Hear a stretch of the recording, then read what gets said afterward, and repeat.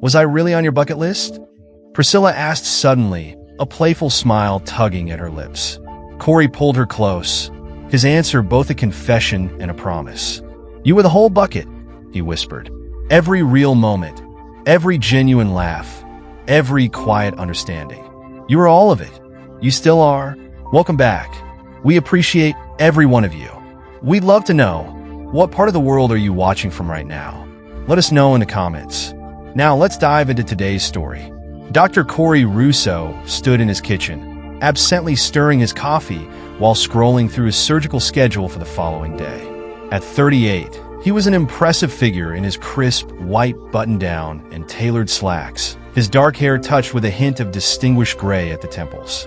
The sound of rapid clicking caught his attention, drawing him toward the living room, where his wife, Gina, was adjusting a vase of peonies on their Noguchi coffee table. She moved the flowers for what must have been the 10th time, stepping back, phone raised, searching for the perfect angle. Just a little more to the left, she muttered to herself, her perfectly manicured fingers making tiny adjustments to one blow. There! The sound of the camera shutter echoed through the modernist space. Corey watched as she immediately began typing, her fingers flying across the screen. He could almost recite the caption before she posted it. Something about Sunday vibes or home sweet home. Their life had become a carefully curated feed of perfectly staged moments. Gina, he called out, your coffee's getting cold. Just a minute, she replied without looking up. I need to get the hashtags right. Did you know engagement goes up 40% with the right hashtag combination? She added, her voice bubbling with enthusiasm. The kitchen island between them felt more like emotional distance than physical. Corey remembered when Sunday mornings meant lazy breakfasts and real conversations, not photo shoots and social media metrics. The doorbell chimed, breaking the silence, followed by the unmistakable sound of the front door opening. Only one person had both the key and the comfort to enter without waiting. Hello, hello, Priscilla's warm voice carried through the house. I brought those croissants from Le Boulangerie you love, Corey. Priscilla breezed into the kitchen, her arms laden with a paper bag that immediately filled the space with the scent of fresh pastries. Where Gina was all calculated glamour. Designer yoga wear, a perfectly styled messy bun. Priscilla exuded natural warmth, her casual jeans and oversized sweater giving her an effortlessly approachable air. You're a lifesaver, Corey said, reaching for the bag. I was about to resort to protein bars for breakfast. Again, Priscilla raised an eyebrow, glancing toward the living room, where Gina was still absorbed in her phone.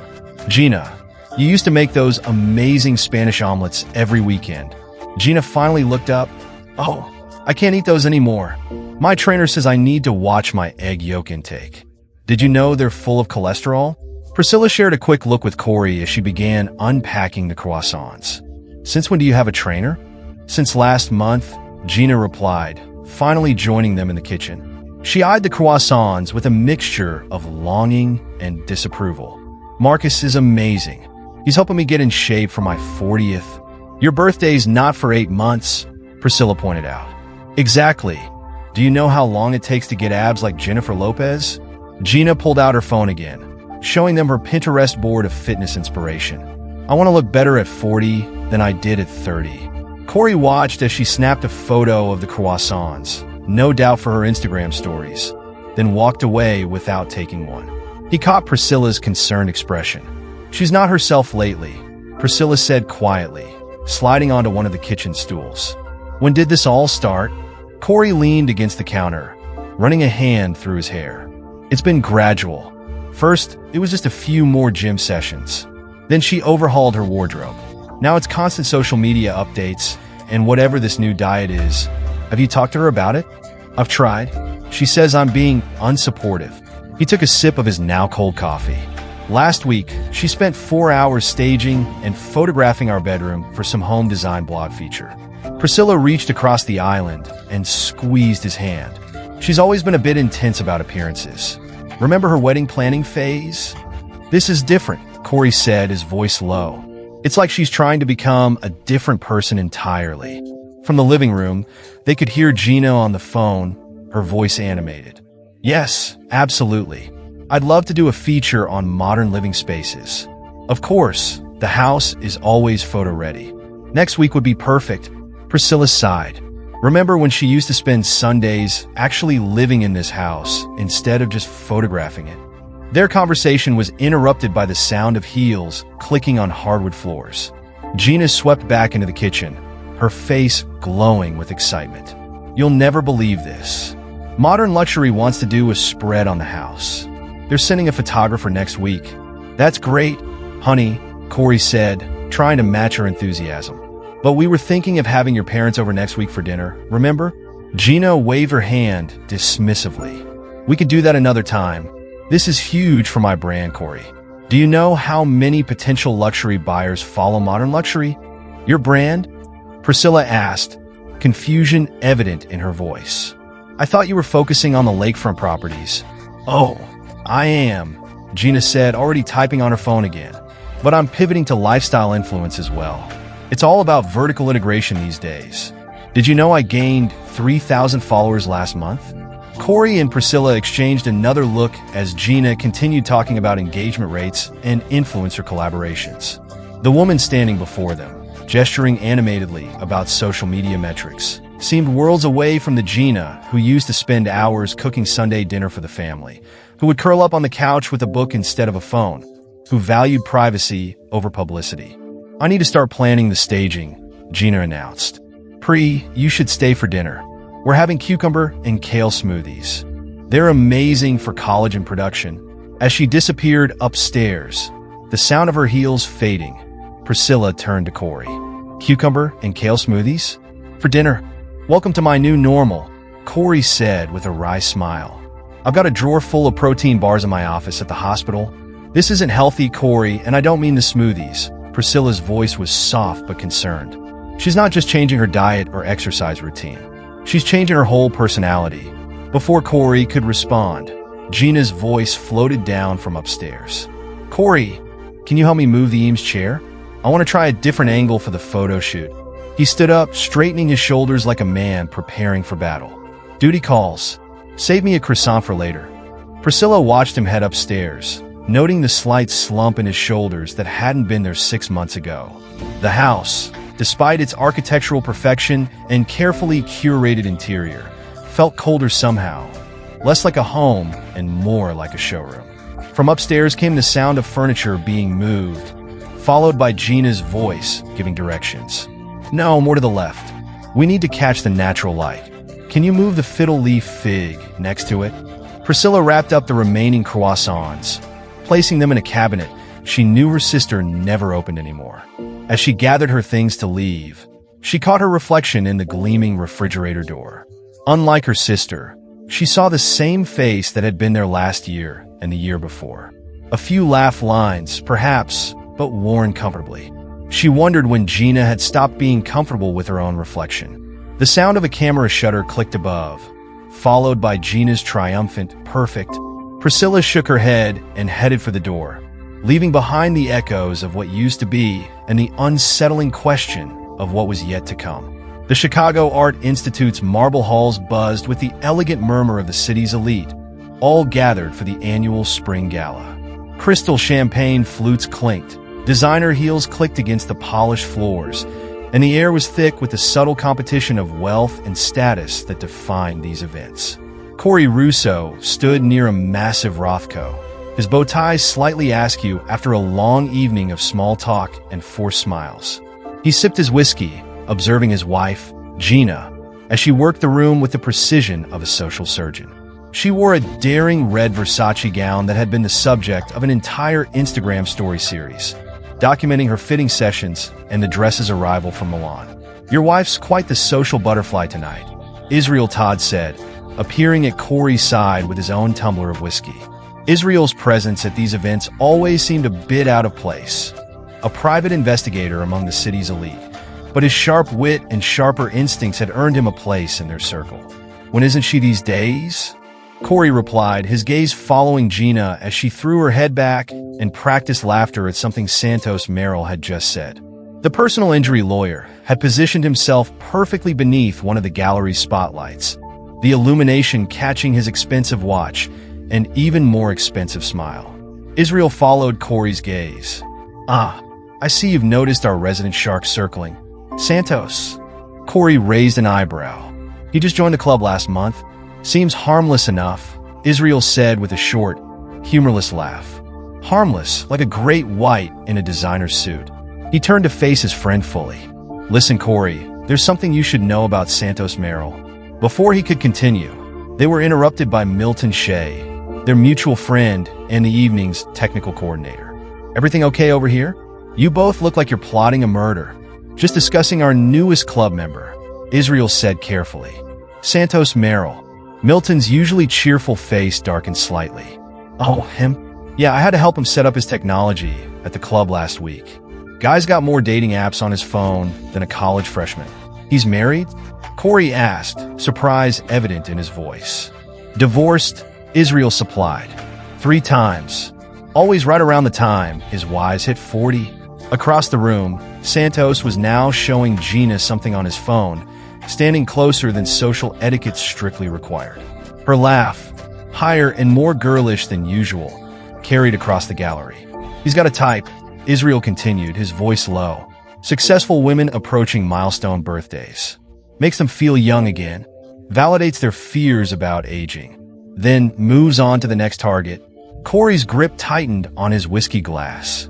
"You seem to know a lot about him," he said. "It's my job to know things," Israel reminded him. "And right now, I know he's been seen with at least 6 married women in the past 3 years. All between 38 and 42. All successful in their own right. All suddenly concerned about recapturing their youth." Milton whistled low. "That's quite a pattern. That's quite an accusation," Corey said, but his eyes hadn't left the scene across the room, where Santos was now showing Gina what appeared to be workout videos on his phone. "It's not an accusation if it's documented fact," Israel replied. "Look, I wouldn't say anything if I wasn't concerned. You're my best friend, Corey, and what I'm seeing tonight, it's following his usual playbook." The 3 men watched as Santos placed his hand on the small of Gina's back, guiding her toward the contemporary wing. Her body language was all excitement and animation, reminding Corey of a teenager at her first concert. "She's just networking," Corey said, but his voice lacked conviction. "She's been focused on expanding her client base. Is that why she's wearing the red dress?" Israel asked quietly. "The one she spent 3 Instagram posts describing as dangerously sexy?" Milton shifted uncomfortably. "Maybe we should change the subject?" "No," Israel said firmly. "We need to discuss this because in about 10 minutes, Santos is going to suggest they all go to Lux for after-dinner drinks. He'll mention the new DJ he knows, talk about how the music makes him feel alive, and Gina, who's been posting about feeling stagnant and ready for adventure for the past month, will agree." As if on cue, Santos' voice carried across the gallery. "There's this amazing new DJ at Lux. You haven't lived until you've experienced his sets." Corey felt his stomach turn. He'd been ignoring the signs for weeks now. The new clothes, the obsession with looking younger, the constant social media updates about living life to the fullest and embracing new adventures. "I need some air," he said abruptly, heading for the balcony that overlooked Millennium Park. Israel followed him out into the cool Chicago night. The city stretched before them, a glittering tapestry of lights and possibilities. For a long moment, neither man spoke. "We have a standing squash game on Thursday," Israel finally said. "Don't cancel this week. We need to talk." Inside, they could hear Gina's laugh again, followed by the distinctive sound of a group gathering their things to leave. The after-party was forming. "She's not like his other targets," Corey said, but even he could hear the uncertainty in his voice. "No," Israel agreed. "She's not. She's my best friend's wife, which is why I'm telling you this now, before it's too late." The balcony door opened, spilling light and noise onto their conversation. Gina stood there, her red dress catching the city lights, making her look like she was on fire. "Corey, we're heading to Lux. Santos knows the owner, and there's this amazing new DJ." She trailed off, taking in the serious expressions on both men's faces. "Is everything okay?" "Fine," Corey said, forcing a smile. "Just getting some fresh air. Well, don't take too long. You're coming, right?" Her voice had that slightly desperate edge he'd been hearing more often lately. The one that made him feel like he was somehow failing her by being exactly who he'd always been. "Actually, I have an early surgery tomorrow," he said. "But you go ahead. Have fun." Something flickered across Gina's face. Disappointment? Relief? Before she smiled brightly. "Okay, but you're missing out. Israel, you'll come?" Israel shook his head. "Some of us have to work for a living, Mrs. Russo. Unlike certain lawyers I could name." If Gina caught the edge in his voice, she didn't show it. "Your loss. Don't wait up, honey." And with that, she was gone in a swish of red fabric and expensive perfume. Corey stood at the balcony rail long after the sound of her heels had faded, watching the city lights blur into a meaningless pattern of brightness against the dark. Thursday, Israel reminded him quietly. "Don't cancel." Later that night, or rather early the next morning, Corey lay awake in their carefully staged bedroom, listening to Gina's whispered phone conversation from the hallway. "He makes me feel so alive." "Monique?" Her voice drifted through the crack under the door. "You don't understand. Santos gets it. He knows what it's like to feel stuck, to need something more before it's too late." Corey closed his eyes, remembering Israel's words about patterns and playbooks. The warning signs had been there all along, he realized. He'd just been too afraid to read them. Corey watched his wife toy with her untouched glass of wine. They'd been coming to this restaurant for years. It was where he proposed, where they'd celebrated their 10th anniversary. But tonight felt different. The familiar French-Vietnamese fusion menu seemed foreign, and the usually comfortable silence between them felt charged with unspoken words. Gina's fingers nervously twisted her wedding ring, a habit she'd developed recently. The diamond caught the candlelight, sending tiny prismatic reflections across the table. They'd ordered their usual. She'd asked for her favorites, but had barely touched the Hanoi-style grouper or the crispy spring rolls. "Remember when we used to come here every month?" she said suddenly, her voice soft. "Back when we were first dating?" Corey nodded, taking a sip of his bourbon. "You always ordered the same thing. The server used to tease you about it. I was more predictable then," she said with a small laugh that didn't quite reach her eyes. "More settled." The word hung between them like smoke. Corey watched as she pulled out her phone, checked it quickly, then put it face down on the table. Another new habit. "Corey," she began, then stopped. Started again. "I need to ask you something." He set down his glass, noting how her hands trembled slightly as she reached for her wine. She took a long sip, then another, as if gathering courage. "You know my birthday's coming up," she continued, her voice barely above a whisper. The restaurant's ambient noise, the clink of glasses, the murmur of conversations, the soft jazz from the bar, seemed to fade into the background. "The big 4-0, he said, trying to keep his tone light. "We should plan something special." That's kind of what I wanted to talk about." She leaned forward, her eyes darting around as if checking for eavesdroppers. "I've been thinking a lot about life lately. About experiences. Things I haven't done." Corey felt his stomach tighten. He thought about Israel's warnings, about the late-night phone conversations he'd overheard, about Santos Merrill's perfectly practiced smile. "I made a bucket list," she continued. "Things I want to do before I turn 40. Like skydiving?" he asked, though he already knew that wasn't what she meant. "Trip to Paris?" She shook her head, a strand of perfectly styled hair falling across her face. "No, it's more personal than that." She took another long sip of wine. "You know Santos from the club?" And there it was, the name they'd both been avoiding for weeks. Corey felt something cold settle in his chest, but he kept his face neutral. "What about him?" he asked, his voice steady. "He makes me feel different. Alive." The words tumbled out now, like she'd rehearsed them but was still afraid of saying them wrong. "And I know this sounds crazy, but I want one night. Just one night with him. Before I turn 40. The restaurant's noise rushed back in, almost deafening in its suddenness. A server dropped a plate somewhere in the distance. Someone at the bar laughed. Life continued normally around them, while Corey's world tilted on its axis. "You're asking my permission to sleep with Santos Merrill's?" His voice was steadier than he expected. "It's just one night," she pleaded, reaching across the table for his hand. He let her take it, noting how cool her fingers felt against his skin. "It doesn't mean anything. It's just something I need to experience." Before it's too late. Too late for what, Gina? His words were soft, but there was an edge to them. Too late to feel young? To feel desired? To feel like I'm more than just someone's wife? Or someone's successful realtor? Her voice cracked slightly. Don't you ever wonder about the roads not taken? Corey looked at her, really looked at her. The designer dress that cost more than most people's monthly rent. The carefully maintained highlights in her hair.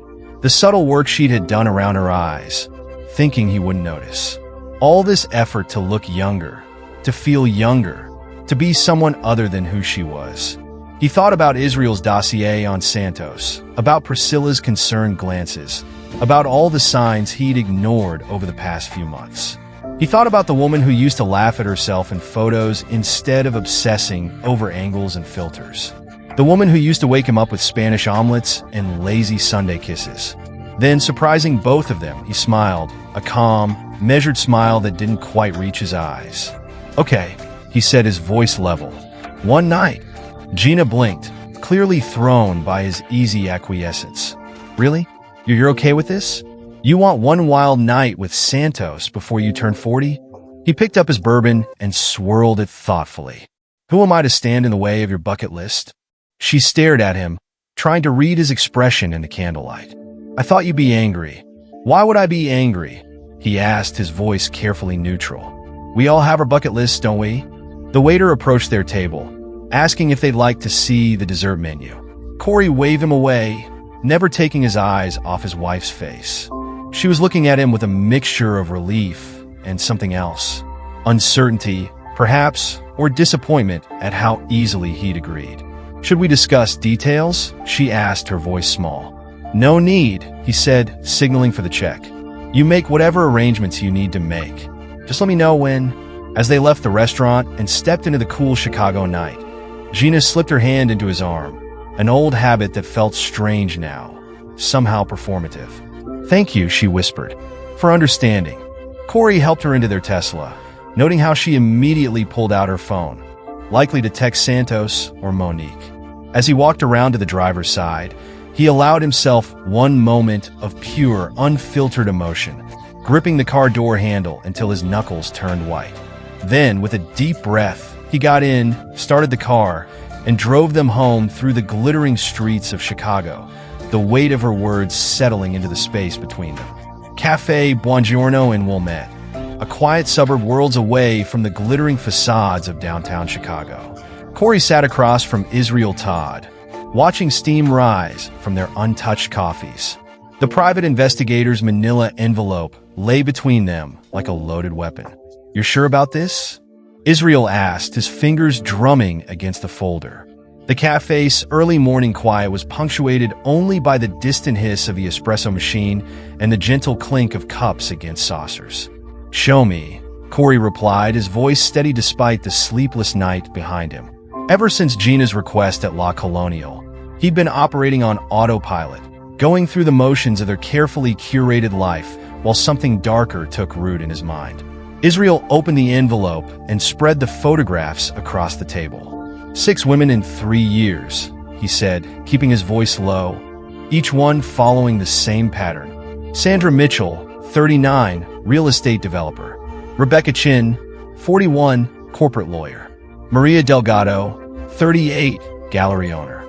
Corey studied the photos, all successful women, each bearing the same haunted expression in the aftershots. And Santos, he asked. Smooth operator. Israel grimaced, pulling out another document. He's got it down to a science. Joins their social circles, usually through country clubs or charity boards. Makes them feel seen, understood. Always picks women approaching milestone birthdays. 35, 40, 45. Women who've achieved everything society says they should want, but who are starting to question if they've missed out on something more exciting. The cafe door chimed, and both men looked up to see Priscilla enter. She spotted them and froze momentarily, her expression shifting from surprise to something more complex. Corey watched as she hesitated before making her way to their table. Early morning conspiracy? She asked, trying for lightness, but falling short. The shadows under her eyes suggested she hadn't been sleeping well either. Join us, Corey said, pulling out a chair. Israel quickly gathered the photos, but not before Priscilla caught a glimpse.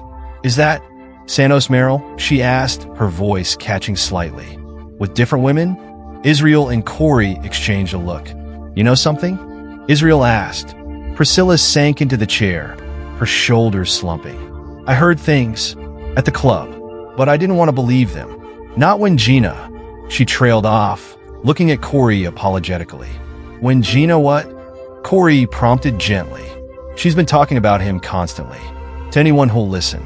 About how he gets her, understands her need for adventure." Priscilla's hands twisted in her lap. "I tried telling her he's bad news, but she accused me of being jealous. Said I wouldn't understand because I've always played it safe." The barista called out another order, the normalcy of the moment surreal against the weight of their conversation. Corey watched as Priscilla blinked back tears, her composure cracking. "I should have told you sooner," she whispered, "but I kept hoping she'd snap out of it, that she'd remember who she is, who she was before all this. Before him? It's not your fault," Corey said, reaching across the table to squeeze her hand. The gesture, meant to comfort, lingered a moment longer than necessary. Priscilla looked up, meeting his gaze. Something electric passed between them, an understanding that had been building for years, but had always been carefully ignored. "I've always—" she started, then caught herself. The words hung in the air, unspoken yet unmistakable. Israel cleared his throat, breaking the moment. "There's more," he said, pulling out another document. Santos has been methodically documenting everything. Social media posts, text messages, emails. He builds a paper trail, makes sure there's evidence of the women pursuing him. "Why?" Corey asked, withdrawing his hand from Priscilla's, though the ghost of her touch remained. "Insurance," Israel explained. "Most of these women are wealthy, powerful. He makes sure they can't claim he manipulated them." He paused, then added, "In fact, he's got enough evidence to make it look like they were the aggressors."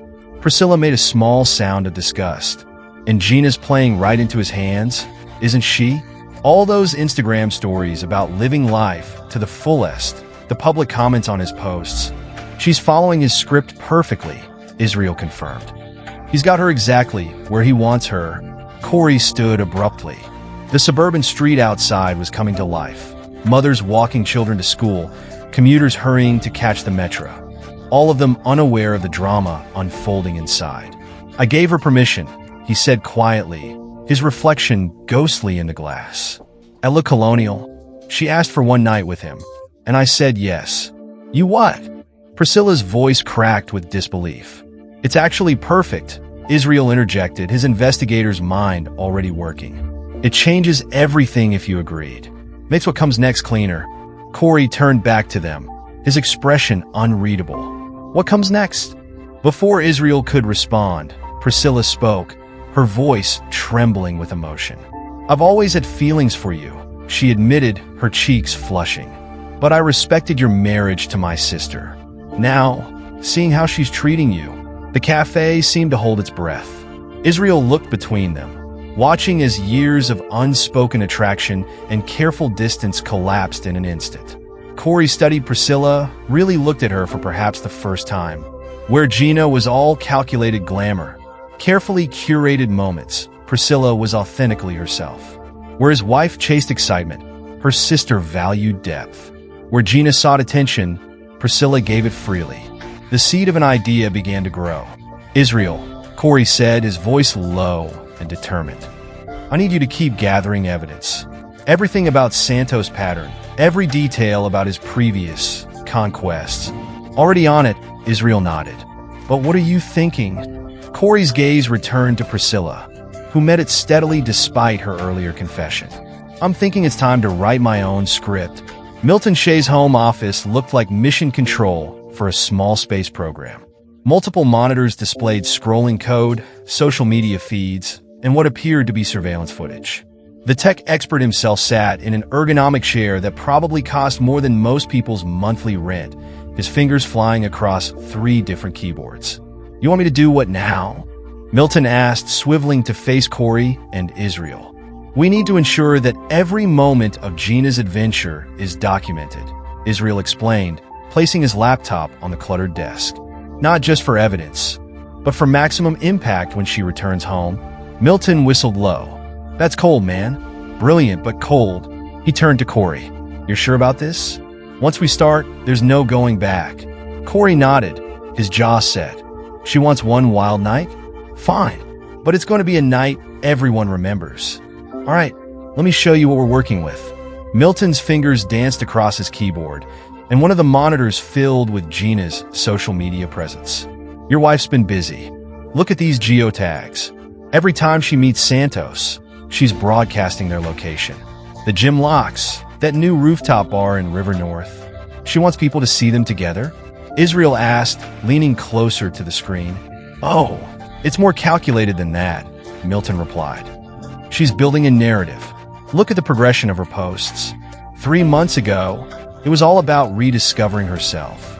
Then it shifted to, life is too short for regrets. Now, she was literally posting about bucket lists and taking chances."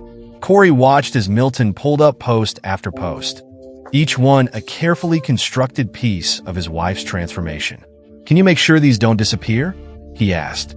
"Already archived," Milton confirmed, "but that's just the beginning. Watch this." He switched to another screen, revealing a complex network of connected devices. "Your smart home system? It's basically a surveillance network waiting to happen. Cameras, microphones, motion sensors, all linked to your phones and social media. And Gina has no idea how it all works," Israel added. "She just knows it makes for great Instagram stories." Milton nodded enthusiastically. "Exactly. She's been using it to document every perfect moment in your house." But with a few tweaks to the automation settings, his fingers flew across the keyboard again. "Now it'll capture every moment of her return home, all streaming directly to your private cloud storage." A soft knock at the door interrupted them. Priscilla stood in the doorway, looking uncertain. "Sorry I'm late. Traffic on the Edens was terrible." The atmosphere in the room shifted subtly. Milton and Israel exchanged glances as Corey moved to greet her, his hand briefly touching her elbow in a gesture that felt both casual and intimate. "Perfect timing," Milton said, breaking the tension. "We were just discussing the technical aspects of Operation Bucket List." Priscilla's face tightened at the mention of her sister's escapade. "She called me this morning," she said quietly. "Wanted to know if I'd cover for her if anyone asked questions about that night." "What did you say?" Corey asked, studying her expression. "I told her I couldn't lie for her." Priscilla's voice was barely above a whisper. "She said I've never understood her, that I've always been jealous of her life, her freedom." A bitter laugh escaped her, as if running around with Santos Merrill is the definition of freedom. Israel cleared his throat. "Speaking of Santos, there's something you all need to see." He pulled up another file on his laptop. "Got this from a contact at his country club. Turns out our friend Santos has been planning this longer than we thought." The screen showed security camera footage from the club's gym. Santos and Gina supposedly meeting by chance, but the timestamp showed him arriving just moments after she did. For the 3rd day in a row. He was stalking her schedule, Israel explained, learning her routines, manufacturing coincidental meetings. "That son of a..." Priscilla started, then caught herself. "Sorry, it's just, how could she not see through this?" "Because she doesn't want to," Corey said, his voice hard. "She wants to believe in the fantasy he's selling." Milton spun in his chair, facing them all. "So, what exactly is the plan here? Beyond documenting everything?" Corey's gaze met Priscilla's, holding it. "She wants her perfect story? Her wild night of freedom? Fine. But every story needs an ending she won't expect." Priscilla spoke suddenly, her voice stronger now. "She's not just betraying you. She's betraying everything we were taught about loyalty and family." Her resolve seemed to strengthen with each word. If she wants to throw away her marriage for a fantasy, she needs to understand what she's really losing. The room fell silent as the weight of Priscilla's words settled in. Milton glanced between them, a look of realization slowly spreading across his face. Oh, now that's what I call a plot twist." Israel leaned back in his chair, a slow smile forming across his face.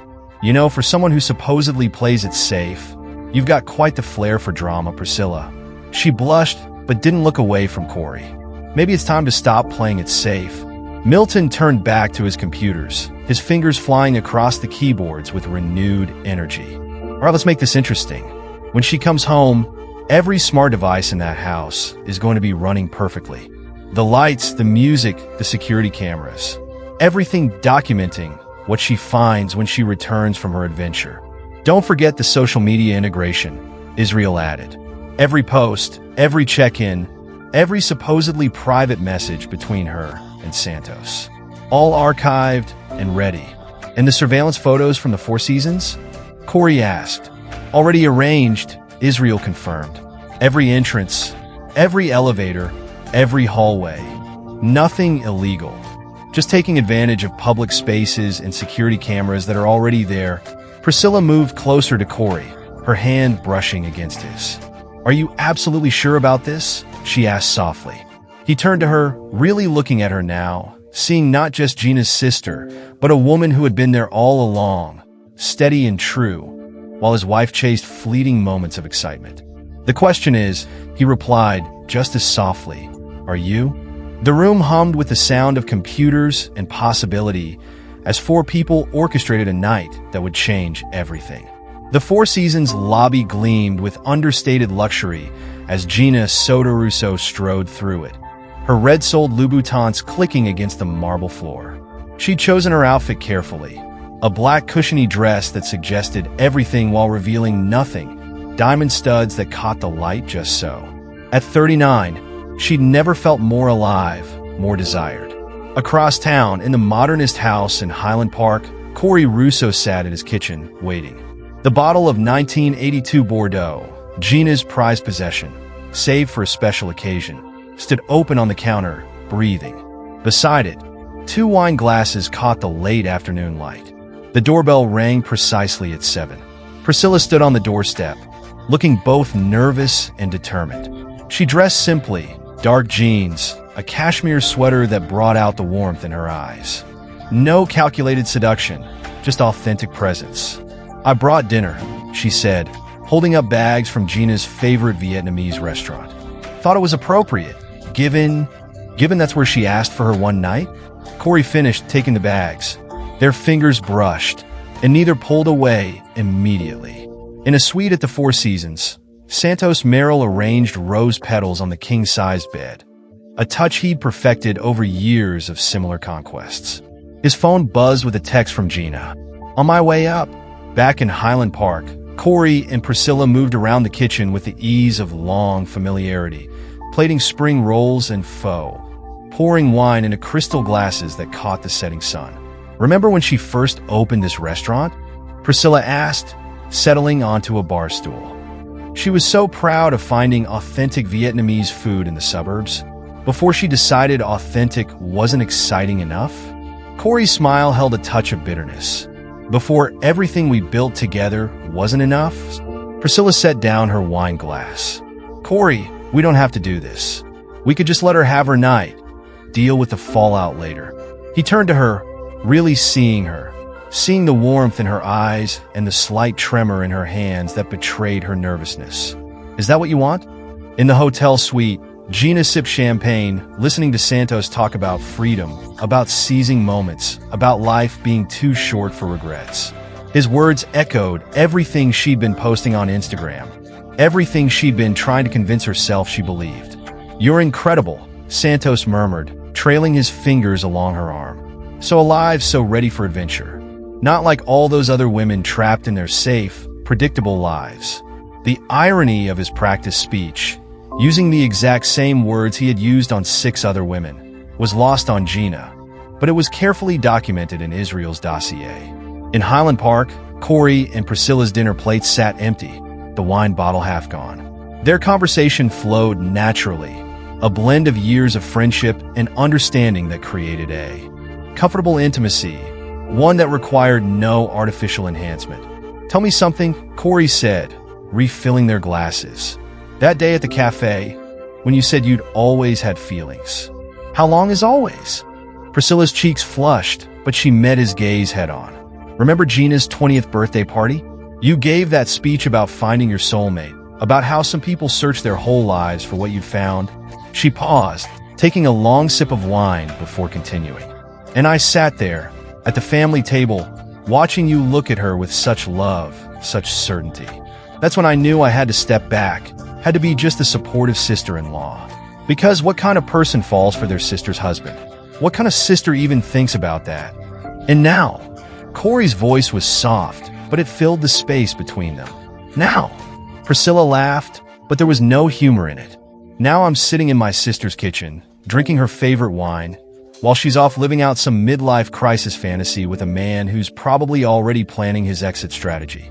At the Four Seasons, Gina's phone buzzed with another Instagram notification. She had posted a cryptic story earlier, a champagne glass emoji and the hotel's geotag.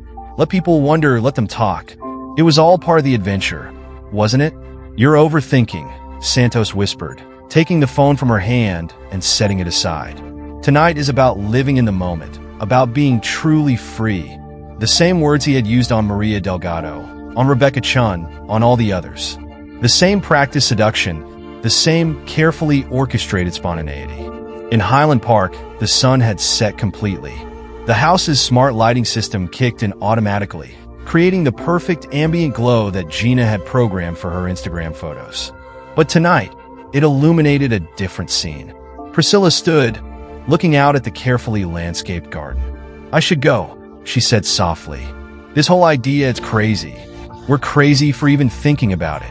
Corey moved to stand beside her. Is it crazy to finally acknowledge what's been there all along? To stop pretending we don't feel what we feel? She's my sister, Corey. Priscilla's voice trembled. And she's my wife, who's currently in a hotel room with another man, with my permission, because she needed one wild night before she turns 40. His laugh was hollow. Tell me what's crazier? Us finally being honest about our feelings. Or that. Priscilla turned to face him, tears glimmering in her eyes. I've spent 12 years trying not to love you. I know, he whispered, his hand rising to cup her cheek, thumb brushing away a tear that had escaped. I've spent 12 years trying not to notice how much easier everything is with you, how much more real. Midnight approached, marked by the gentle chime of the antique clock in the living room, another of Gina's perfectly curated accessories. The sound seemed to hang in the air between them, a countdown to a moment they couldn't take back. Are you sure about this? Priscilla whispered, her hands trembling slightly as they rested against his chest. Once we crossed this line, Corey's response wasn't in words. He pulled her closer, years of repressed emotion finally breaking free. Their lips met in a kiss that felt both entirely new and somehow inevitable, like coming home to a place you'd only dreamed about. The house's security system quietly recorded everything, each camera and sensor doing exactly what Milton had programmed. Every light, every shadow, every moment captured and stored, waiting for the morning's revelation. In the hotel suite, Gina's phone lit up with one final notification, a message from Monique asking if she was really going through with it. She didn't respond. Tonight was about adventure, about freedom, about proving she was more than just someone's wife. But in her sister's kitchen, in her carefully curated home, surrounded by all the trappings of the life she had once deemed too safe and predictable, her husband and her sister were discovering that sometimes the greatest adventures don't require careful planning or social media documentation. Sometimes they are found in the quiet moments, in the understanding that builds over years, in the truth that finally breaks free when all the pretenses fall away. As midnight struck, Priscilla pulled back slightly, her eyes searching Corey's face. We can't take this back, she whispered. Tomorrow morning will take care of itself, he replied, pulling her close again. Tonight is about being honest, about finally stopping pretending. The irony wasn't lost on either of them. While Gina chased manufactured excitement in a hotel suite, they had found something real in the very home she had transformed into a stage set. Her quest for a perfect story had unknowingly set in motion a very different tale, one that had been quietly unfolding in the margins of their lives for years. The night stretched before them, full of possibility and the weight of decisions that couldn't be undone. In the distance, the city glittered with millions of lights, each one marking another story, another moment of truth, another choice that would ripple out into unknowable consequences. But here, in this carefully curated house that no longer felt like a museum piece, two people who had spent years denying their feelings had finally stopped running from the truth. And as they melted into another kiss, the house's smart system silently documented everything, recording each moment as the night unfolded. The first rays of dawn were just beginning to paint the Chicago skyline when Gina's Tesla pulled into the driveway of her Highland Park home. Her designer bag felt heavy on her shoulder as she punched in the security code. The familiar beep of the system disarming seemed somehow louder in the early morning quiet. The house's smart lighting system activated automatically, illuminating her path through the foyer. Everything looked exactly as she'd left it. The carefully arranged flowers on the Noguchi table, the artfully placed design magazines, the perfect symmetry she had created for her Instagram aesthetic. Yet something felt different. The sound of laughter drifted from the kitchen, warm, intimate, familiar. Gina froze, her Louboutins suddenly unsteady beneath her. That wasn't just Corey's laugh. She had grown up hearing that other laugh across the dinner table, at family gatherings, in shared secrets and sisterly confidences. She moved toward the kitchen, her designer bag slipping from her shoulder and landing with a soft thud on the marble floor. The scene that greeted her seemed surreal, like walking into someone else's carefully curated social media post. Corey and Priscilla sat at the kitchen island, sharing breakfast in matching robes, his charcoal gray, hers navy blue. They looked comfortable, intimate, like they belonged in this tableau. A half-empty bottle of her prized 1982 Bordeaux stood between them, along with the remains of what appeared to be takeout from Le Colonial. Understanding dawned slowly, then all at once. The robes, the wine, the easy intimacy, her sister's presence in her kitchen at dawn. Wearing what was clearly one of the guest robes she kept in the spare room for her perfectly staged overnight guest photos. "Good morning," Corey said calmly, taking another sip of coffee. His voice carried none of the guilt or shame she might have expected. Instead, he seemed almost amused. "How was your adventure?" Gina's mouth opened and closed, words failing her. Priscilla didn't even look up from her coffee, though her fingers tightened slightly around the mug, a tell she had had since childhood when she was nervous, but trying not to show it. "Well, what is this?" Gina finally managed, her voice sounding foreign to her own ears. "This?" Corey gestured expansively at the scene before them. "Guess who was on my bucket list?" The words hit her like a physical blow. Her own words, thrown back at her with devastating precision. She staggered slightly, reaching for the counter to steady herself. "You plan this?" The question came out as barely more than a whisper, her carefully applied makeup offering no protection against the shock draining the color from her face. "No," Corey replied, his voice still eerily calm. "You planned this. The moment you decided your marriage vows were less important than your bucket list. I just decided to have my own adventure." Priscilla finally looked up, meeting her sister's gaze. There was no triumph in her expression, no gloating, just a quiet certainty that somehow hurt more than anger ever could. "How could you?" Gina's voice cracked. "My own sister? How could I?" Priscilla's laugh was soft and bitter. "That's rich coming from you. How could you throw away 12 years of marriage for one night with Santos Merrill? How could you betray not just your husband, but everything our parents taught us about loyalty and family?" "That was different," Gina protested. "I asked permission." Corey agreed. "Yes, I did," Corey interrupted, standing up. "I agreed to let you have your wild night with a man who's made a career out of seducing women approaching milestone birthdays. A man who's done the exact same thing to 6 other women in the last 3 years." Gina's knees buckled, and she sank into one of the kitchen chairs. "What are you talking about? Should we show her, Corey?" Priscilla asked quietly. "The dossier Israel put together? The pattern Santos follows? The other women he's left behind?" Corey moved to the smart home panel on the wall, tapping in a few commands. The kitchen's hidden screen descended from the ceiling, another of Gina's perfect touches for her cooking demonstration photos. But instead of recipe videos, it displayed a series of social media posts, surveillance photos, and documented patterns. Sandra Mitchell, Rebecca Chun, Maria Delgado, Corey narrated as the images scrolled past. All successful women approaching milestone birthdays. All targeted by Santos. All left behind once he's gotten what he wanted. No, Gina shook her head. No, Santos isn't like that. He understands me, she whispered. He understands how to manipulate women who are afraid of getting older. Priscilla cut in. He feeds their fears, makes them feel young and desirable again, then moves on to his next target. While you were having your wild night, Corey continued, Milton was tracking Santos's phone. Want to guess how many other women he was texting? How many other, "You're not like the others," messages he was sending? Gina's phone buzzed in her bag, still lying forgotten in the foyer.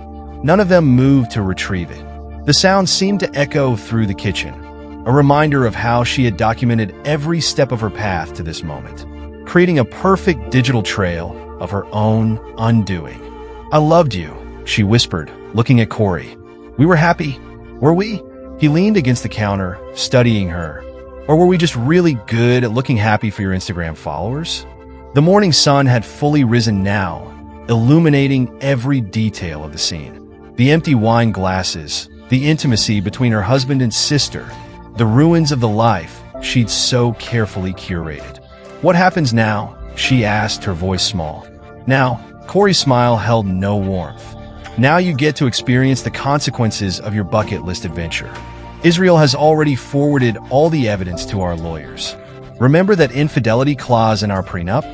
Horror dawned on Gina's face as the full implications began to sink in. "You can't. You wouldn't." "Actually," Priscilla interjected, "he can. And he will. Because while you were busy chasing some fantasy of youth and freedom with a man who's probably already moving on to his next target, you forgot something important." "What's that?" Gina asked, though she wasn't sure she wanted to hear the answer. "That's sometimes," Priscilla said softly, reaching for Corey's hand, "the most amazing adventures aren't the ones you plan. They're the ones that grow naturally from years of friendship, understanding, and real connection." The kitchen fell silent except for the gentle hum of the smart home system, still recording every moment of this carefully orchestrated revelation. In the distance, a car alarm briefly sounded. Probably one of their neighbors leaving for work, going about their normal morning routine, unaware of the drama unfolding behind the perfect facade of the Russo home. Gina looked at her sister's hand and her husband's, at the comfortable way they fit together, at the quiet certainty in their expressions. All her carefully constructed plans, all her excitement about her wild night, all her dreams of recapturing her youth, they crumbled in the face of this new reality. The smart home system chimed softly, reminding them that another hour had passed. Outside, the world was waking up to a normal Thursday morning.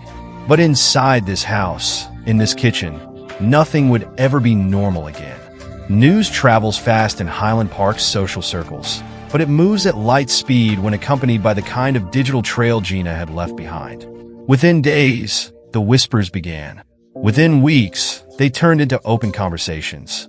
Monique Garcia sat in her favorite booth at Valley Lodge Tavern, watching her friends sink deeper into their third glass of wine. The usually immaculate Gina looked drawn, her designer outfit slightly creased, her perfect makeup showing signs of wear. "They're all talking about me," Gina whispered, her fingers nervously shredding a cocktail napkin. "At the club, at charity events, even in my open houses.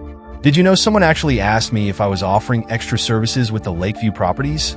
Monique winced. She'd been trying to navigate an impossible position, supporting her friend while acknowledging the magnitude of her mistakes. "Have you heard from Santos?" Gina's bitter laugh drew looks from nearby diners. "Oh, you mean the man who promised I was different? Special? Unlike all the others?" She pulled out her phone, thumbing through messages. His last text was 3 days after that night. Said he had to go to New York for a case. Then nothing. "Gina," Monique hesitated, then plunged ahead. "Israel showed me the dossier. Santos, he's done this before. Multiple times. So I've heard," Gina snapped. "Apparently, everyone knew except me." You knew, didn't you? About his pattern with other women? Monique stared into her own untouched wine. I'd heard rumors, but you were so excited, so convinced he was different. Different, Gina repeated, the word dripping with self-loathing. You know what's different? Getting served with divorce papers over breakfast. Having your country club membership revoked, but knowing your soon-to-be ex-husband still has his. Watching her own sister move into her house while the lawyers bickered over who would get what was almost more than Gina could bear. At the bar, a group of women from their social circle whispered and pointed, their gestures lacking any attempt at subtlety. One of them, Rebecca Chin's sister, made a deliberate show of pulling out her phone, no doubt adding fuel to the ever-growing gossip chain. Maybe you should get away for a while, Monique suggested gently. Take some time, let things cool down, run away. Gina's makeup couldn't quite conceal the dark circles beneath her eyes. Like Santos did? Like all my so-called friends who won't even return my calls? It was then that Israel Todd walked into the tavern. He spotted them immediately, but made no move to approach. Instead, he took a seat at the bar, positioning himself where he had a clear view of their booth. Is he following me now? Gina's voice rose slightly, betraying her frustration. Making sure I don't do anything else to tarnish precious Corey's reputation? He's probably here for trivia night, Monique said soothingly, though they both knew that wasn't true. Gina, Monique pressed, her voice steady. You need to think about what you're going to do next. The divorce proceedings are a joke, Gina interrupted. Did you know there was an infidelity clause in our prenup? Of course you didn't. I didn't even remember it until Corey's lawyer so helpfully reminded me. One night, Monique. One stupid night is going to cost me everything. As she spoke, her phone buzzed with another Instagram notification. Someone had tagged her in an old photo from a charity gala, a photo that showed her standing too close to Santos, while Corey conversed with donors in the background. The comments were brutal. I have to get out of here, Gina muttered, grabbing her bag. Miami. My cousin's been trying to get me to visit. Maybe I could start over there. Away from all this. Monique watched her friend hurry out, nearly stumbling in her designer heels. At the bar, Israel made a note on his phone, likely documenting another chapter in the ongoing saga of Gina's spectacular fall from grace. The fallout spread like ripples in a pond. At the country club, members whispered about Santos' sudden departure and how he had been seen in Minneapolis, probably already scouting his next target.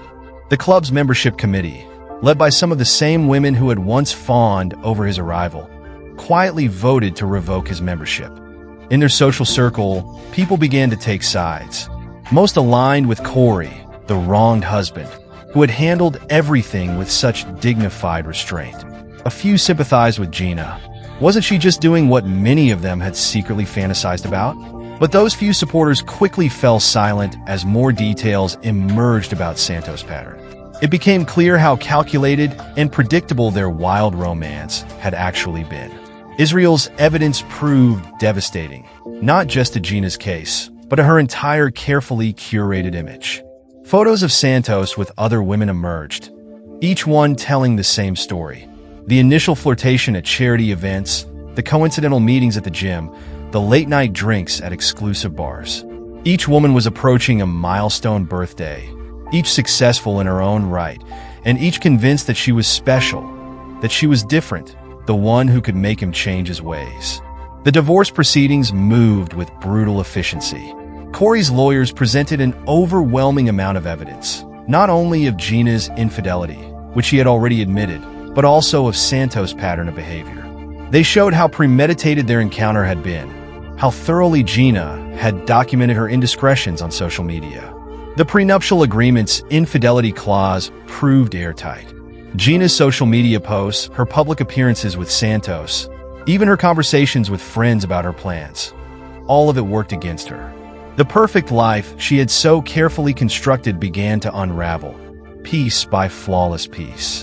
One morning, as Gina packed the last of her belongings from the Highland Park house, she found an old photo album hidden behind her designer shoe collection. Inside were pictures from her wedding day, she and Corey smiling at each other, their eyes filled with joy, while Priscilla stood beside them as maid of honor. The images blurred as tears fell, smearing the perfect moments captured on glossy paper. Her phone buzzed one last time, a message from her realtor. Her Miami condo was ready. Tomorrow, she would board a flight to Florida, leaving behind the wreckage of her Chicago life. The whispers would fade, the gossip would find new targets, and eventually, she would become just another cautionary tale in Highland Park's social circles. As she closed the photo album, her fingers traced the embossed date on its cover. 12 years of marriage, reduced to a series of legal documents and social media posts. All because of one night, one bucket list item, one carefully orchestrated seduction by a man who'd probably already forgotten her name. 1 year later, the garden of a stately Lake Forest home blazed with autumn colors. String lights twinkled in the early evening dusk, casting a warm glow over an intimate gathering of friends and family. The occasion? The engagement party of Dr. Corey Russo and Priscilla Short. Israel Todd stood at the makeshift bar, watching his best friend laugh at something Priscilla had whispered in his ear. The past year had changed them both.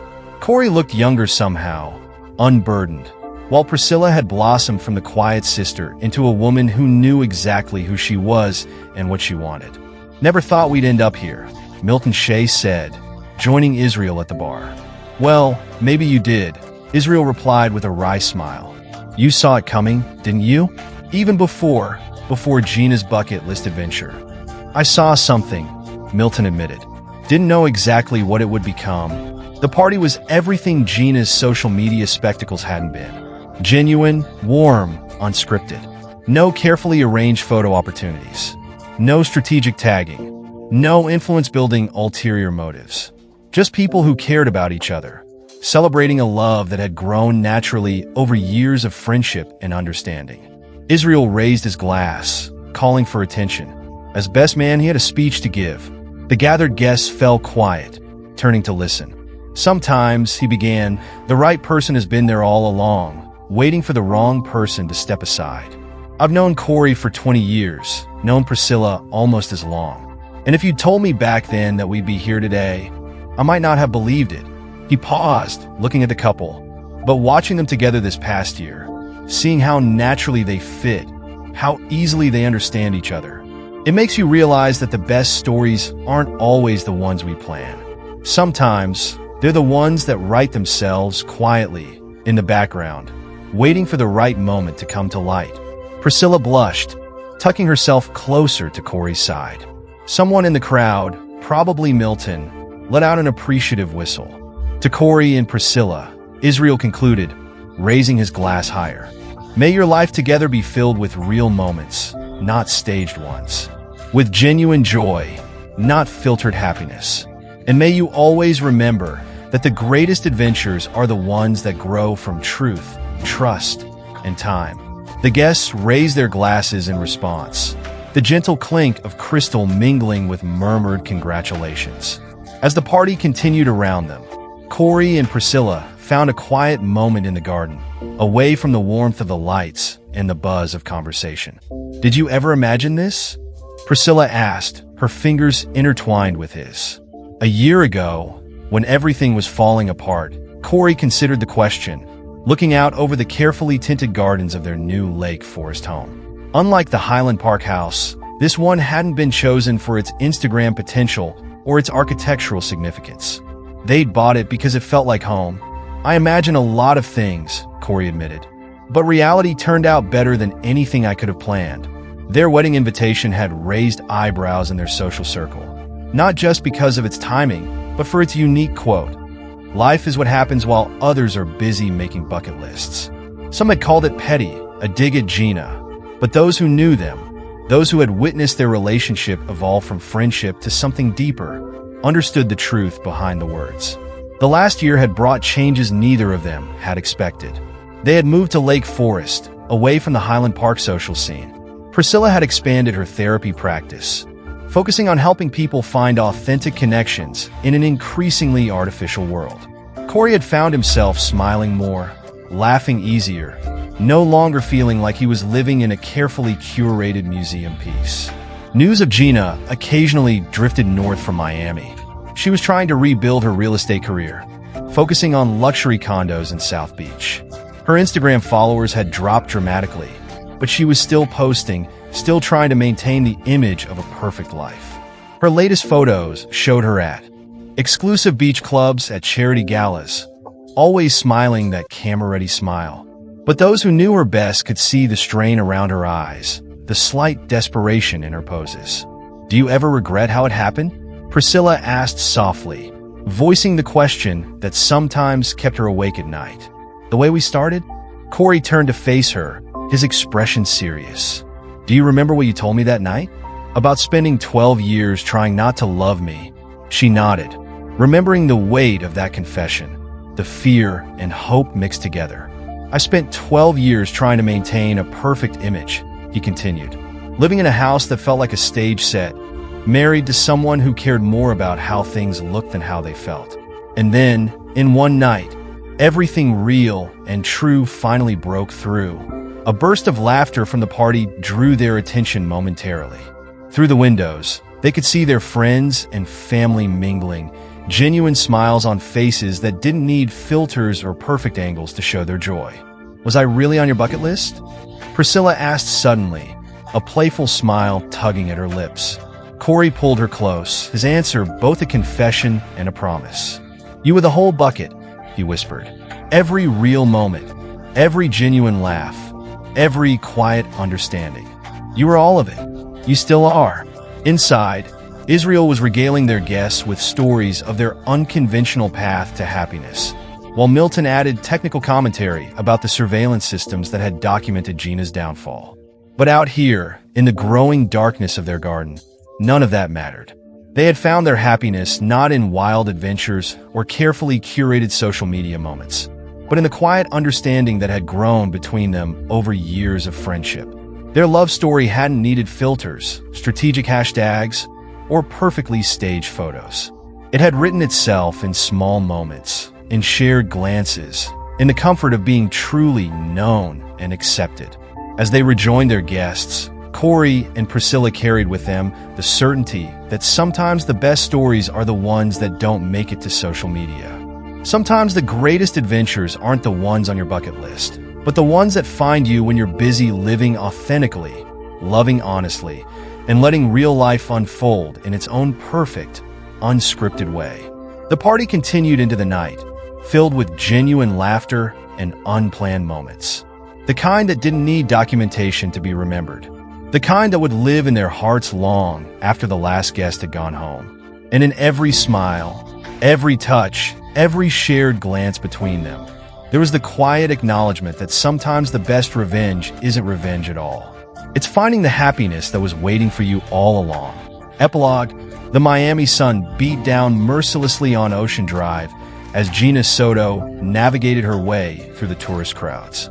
She had dropped the Brusso from her name years ago, though sometimes clients still found the old articles when they Googled her. At 45, Gina remained striking, though her beauty had become unmistakably too polished. The kind of carefully maintained appearance that spoke of regular visits to plastic surgeons and a relentless battle against the passage of time. Her phone buzzed with a notification from her real estate agency's social media manager. Another luxury condo listing. Another meticulously staged photo shoot. Another attempt to rebuild the influence she had once commanded. But these days, her posts barely received a fraction of the engagement they once had in Chicago. The algorithm, like karma, had its own way of keeping score. "Miss Soto?" A young woman approached, her expression hesitant. "I'm sorry, but aren't you? Weren't you involved in that scandal with Santos Merrill?" Even after 5 years, the name still had the power to make her flinch. She forced a practiced smile. "I'm afraid you have me confused with someone else," Gina replied smoothly, the lie as rehearsed as every other aspect of her life. But as she hurried away, her Louboutins clicking sharply against the sidewalk, the memories resurfaced, uninvited. She had Googled Santos recently, a fleeting moment of weakness during a particularly lonely evening. The results were revealing. After leaving Chicago, he'd bounced from Minneapolis to Seattle, then to Boston, leaving behind a trail of broken marriages and shattered reputations.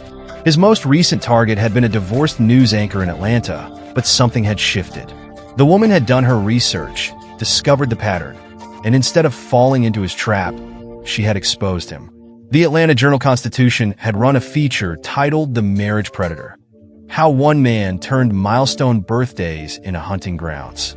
They interviewed several of his victims, including that corporate lawyer from Chicago, Rebecca Chin. Gina had been mentioned too, though her name had been carefully omitted.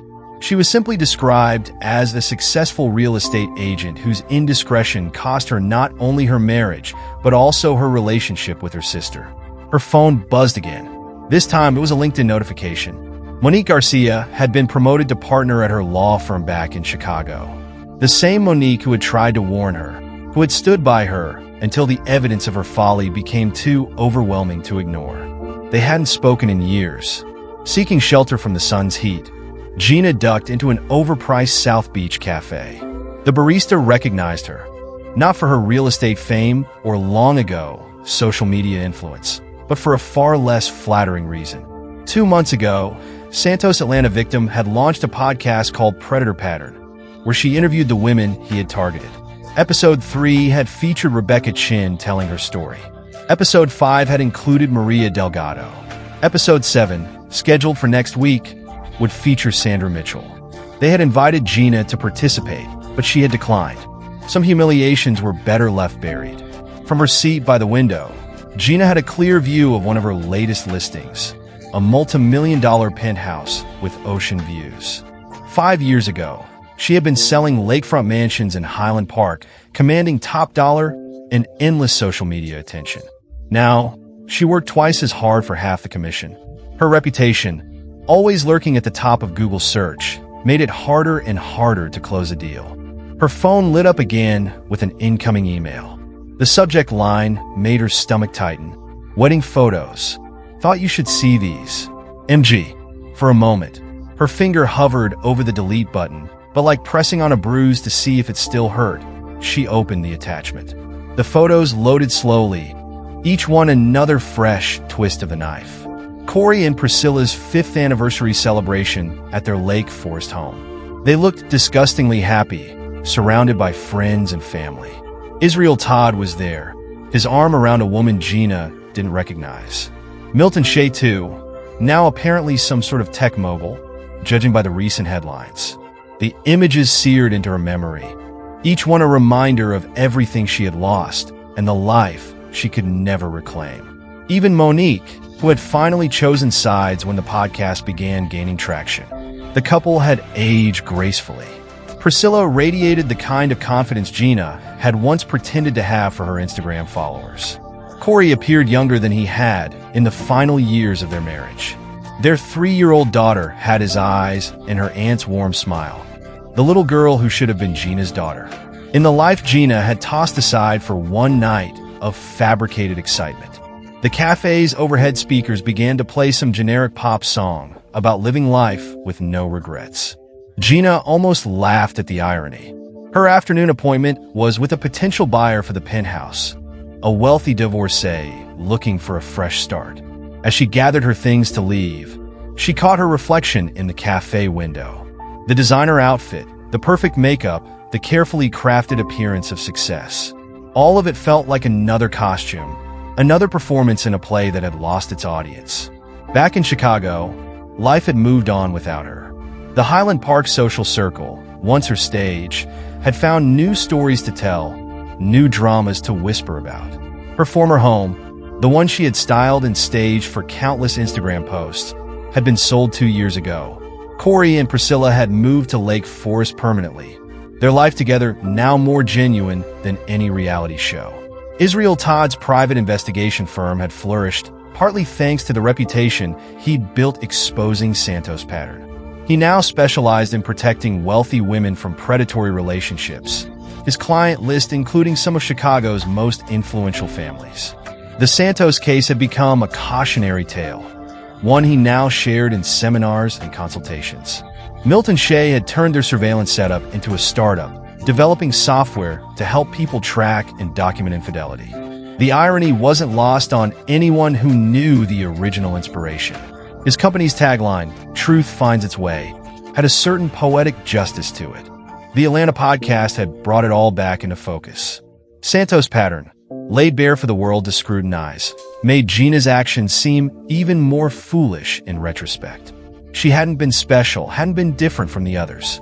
She'd been a mark, a target, another statistic in his calculated campaign of seduction. Her real estate website still boasted about her unparalleled expertise in luxury properties, but the bio carefully omitted any mention of her Chicago career. She had rebuilt something resembling a life in Miami, but it was a pale imitation of what she had once enjoyed. The constant sunshine felt like nature's cruel joke. All this light, yet she'd never felt more in shadow. Last month, during a charity gala at one of Miami's exclusive hotels, she had overheard two women whispering about that realtor who fell for the marriage predator. They hadn't realized she could hear them, hadn't recognized her as the cautionary tale they were discussing. The plastic surgery and her carefully crafted new image had at least granted her that small mercy. Her phone buzzed one final time. A news alert, one she'd never quite had the strength to disable. Chicago's social scene. The article was about an upcoming charity event at the Art Institute, the same venue where she had first noticed Santos 5 years ago. The photos showed Priscilla chairing the organizing committee, Corey by her side. Their genuine smiles were a stark contrast to the practiced poses Gina now wore. As she drove her leased Mercedes to the penthouse showing, Gina reflected on the true cost of her bucket list adventure. She had lost more than her marriage, more than her sister, more than her social standing. She had lost the ability to live without a shield, to exist without constantly curating her image, to trust in authentic connections. According to the podcast, Santos had finally faced consequences. The exposure in Atlanta had sparked investigations in several cities. His law license was under review, and civil suits were pending. His hunting grounds had been scorched and buried by the very women he had once targeted. But Gina's consequences were more personal, more enduring. Every relationship since Chicago had been stained by her past. Every potential connection was poisoned by the fear of being deceived again. She had traded authenticity for excitement, substance for style, and real love for a fantasy that evaporated as quickly as morning dew. The penthouse client was waiting in the lobby. Another woman on the verge of a milestone birthday. Another soul searching for reinvention. Gina fixed her professional smile, the same one she'd once flashed for Instagram photos that racked up thousands of likes. The view is absolutely breathtaking. She began her rehearsed pitch, leading the way to the private elevator, perfect for entertaining, for creating those special moments. She caught herself before adding, perfect for Instagram. Some habits died harder than others. Back in Chicago, according to Monique's latest email, Corey and Priscilla were planning a family trip to Europe.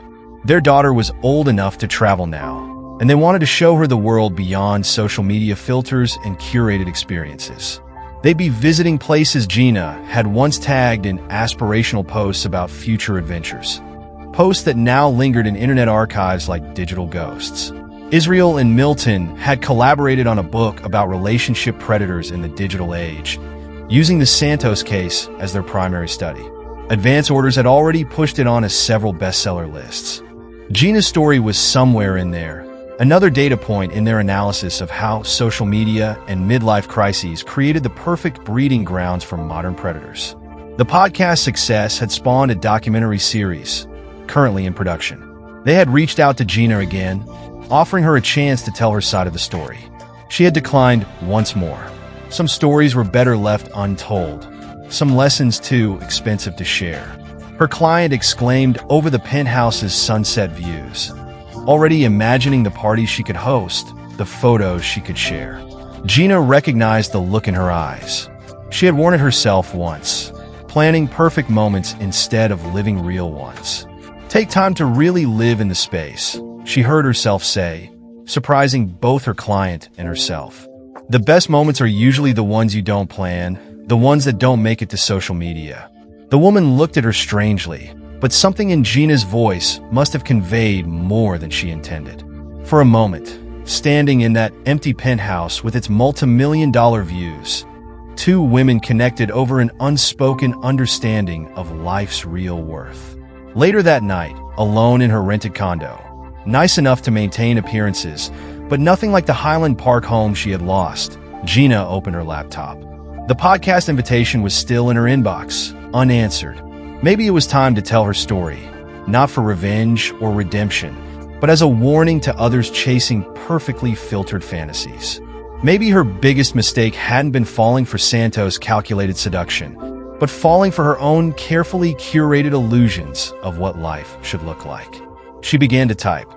5 years ago, I had everything: a successful career, a loving husband, a beautiful home, and a sister who was my best friend. I lost it all because I believed in a fantasy, because I chose a perfectly staged adventure over genuine love. The cursor blinked on her screen, waiting like the truth.